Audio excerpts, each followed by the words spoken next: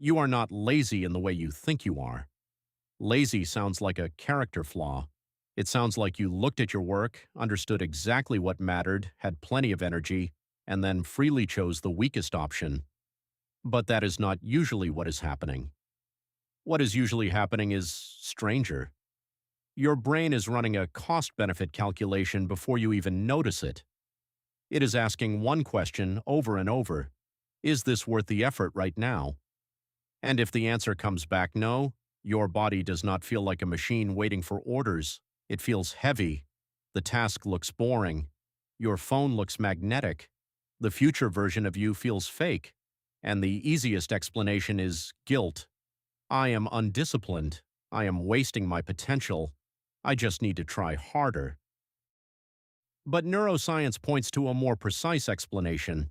Your motivation system is not a motivational poster. It is not a moral judge. It is a prediction machine. And dopamine is one of the chemicals that helps that machine decide what deserves pursuit. For years, dopamine was described as the pleasure chemical. That was simple. It was also incomplete. Kent Berridge and Terry Robinson helped split the reward system into different parts: liking, wanting, and learning. Liking is the pleasure you get from something. Wanting is the pull toward it. Learning is the brain updating what it expects next. Dopamine is deeply involved in wanting and learning. It is not just making you feel good, it is helping your brain assign urgency. That is why you can want something you do not even enjoy anymore. You can reach for the app even while bored of the app. You can open the fridge without being hungry. You can avoid the project that would actually improve your life, then spend an hour doing something that leaves you feeling worse. That is not because your brain wants happiness. It is because your brain has learned what is immediate, easy, and reliable.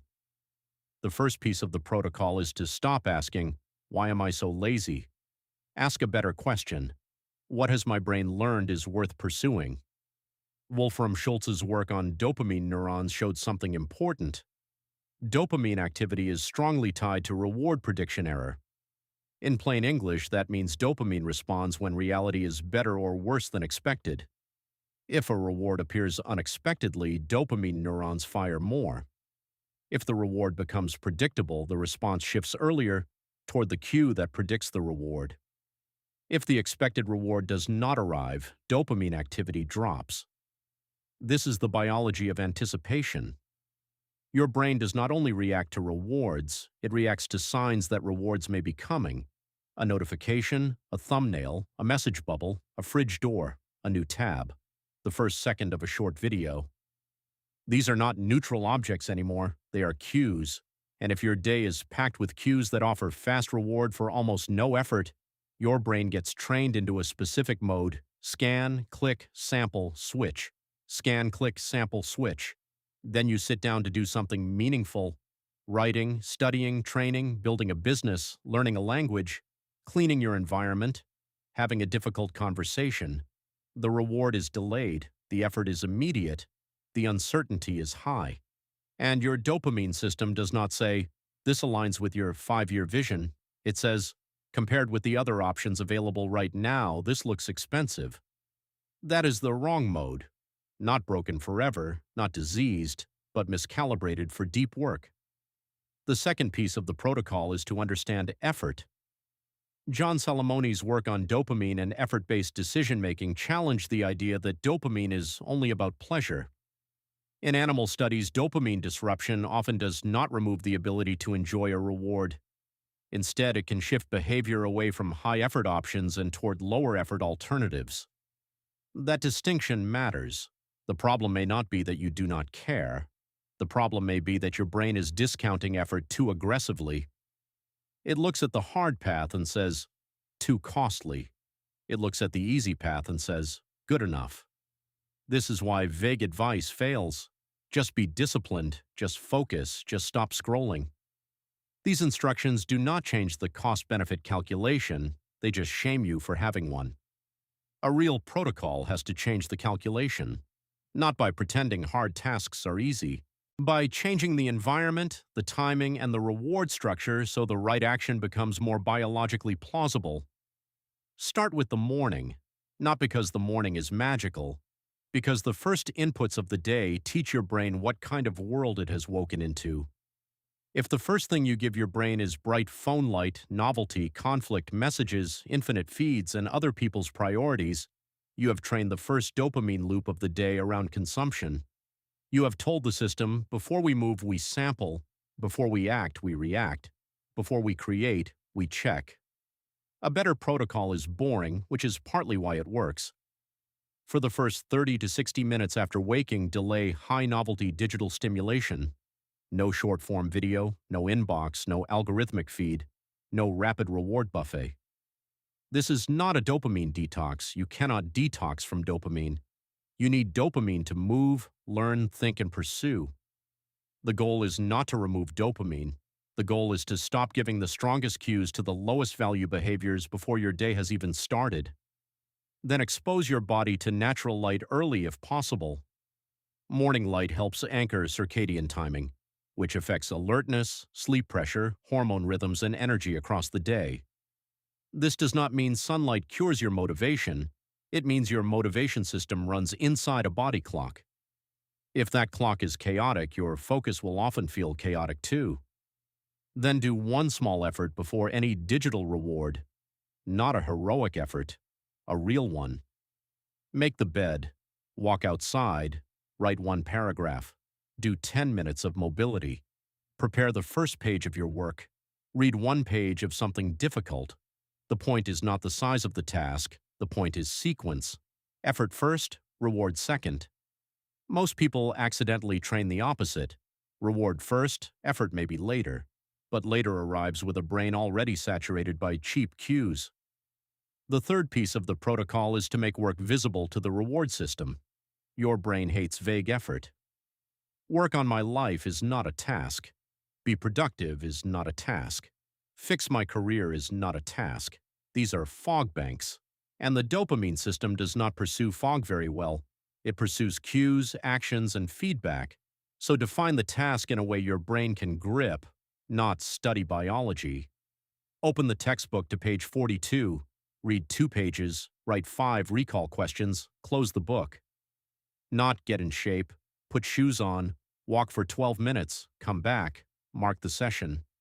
Not build my channel, draft 5 titles, choose one, write the first 20 lines.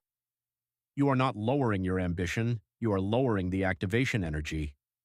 In chemistry, activation energy is the minimum energy required to start a reaction. Behavior has something similar. The first step often costs more than the next step because the brain has to overcome uncertainty. When the first step is unclear, the task feels larger than it is. When the first step is physical and specific, the brain can start. The fourth piece is to control contrast. Modern life destroys motivation partly by creating brutal contrast. On one side, you have frictionless rewards: swipe, tap, refresh, snack, stream, buy, scroll. On the other side, you have meaningful work, slow, uncertain, uncomfortable, often invisible for weeks. Your brain compares them, not philosophically, biologically. If you put a low-friction reward next to a high-friction task, the task loses before the debate begins. So stop relying on willpower and a hostile layout. Put the phone in another room. Use website blockers during work blocks.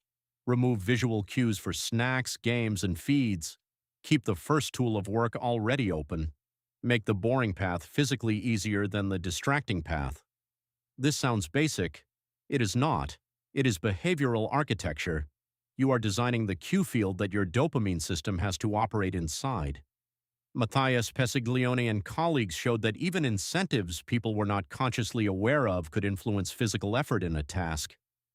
The deeper lesson is uncomfortable. Motivation is not always something you choose with conscious language. Sometimes your nervous system is being pulled by cues below the level of deliberate thought. So change the cues. The fifth piece is to stop confusing stimulation with recovery. Many people finish a demanding task and reward themselves with the most stimulating thing available. A few minutes of scrolling, a few videos, a quick game, a fast snack. The problem is not that pleasure is bad. The problem is that high-intensity rewards can make normal effort feel dull by comparison.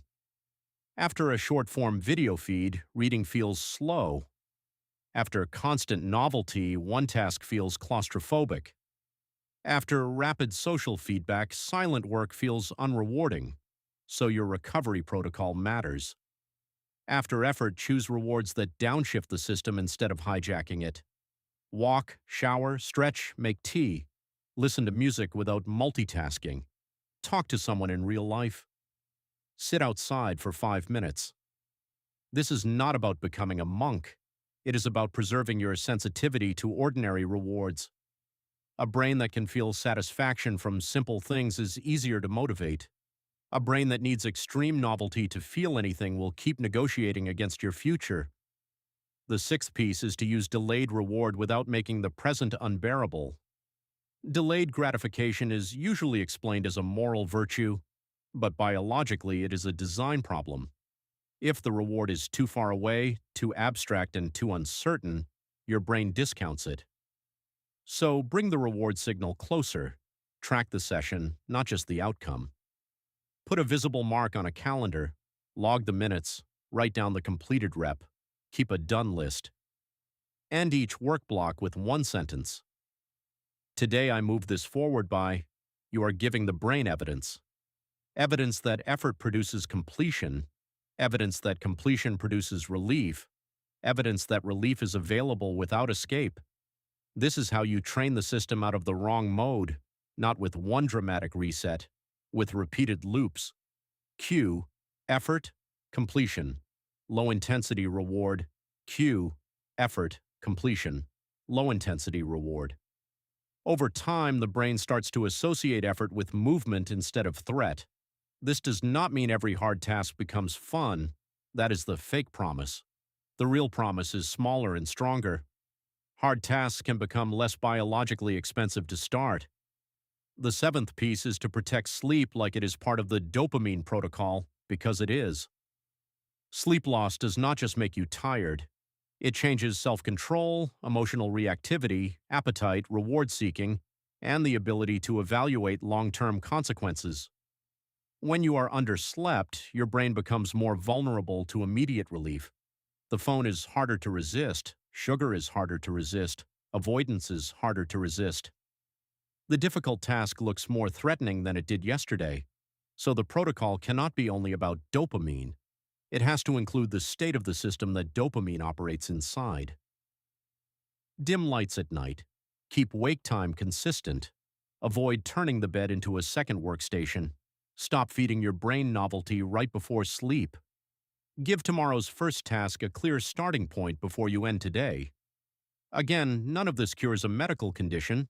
If your lack of motivation is severe, persistent, or connected to depression, ADHD, substance use, or major life stress, that deserves professional support. But for many people, the day-to-day problem is not mysterious. Their biology is being trained by their environment. Their attention is being auctioned by cues. Their effort system is being asked to compete against engineered immediacy, and then they blame their character. That is the trap. The uncomfortable truth is that your brain is always learning. It is learning from what you do first in the morning. It is learning from what you reach for when work gets uncomfortable. It is learning from whether effort is followed by completion or escape. It is learning from whether the easiest rewards in your environment are also the lowest value ones. So the question is not whether you have dopamine. You do. The question is what your dopamine system has been trained to pursue. If it has been trained to pursue novelty, it will make depth feel painful. If it has been trained to pursue ease, it will make effort feel suspicious. If it has been trained to pursue immediate relief, it will make your future feel unreal. But if you change the sequence, the cues, the contrast, and the feedback, you can begin training a different mode. Effort before reward, clarity before intensity, low friction starts, low intensity recovery, visible completion, consistent sleep, a morning that belongs to your nervous system before it belongs to the internet. You are not lazy in the way you think you are, but you may be living inside a system that trains laziness extremely well, and until you change that system, guilt will keep pretending to be in sight.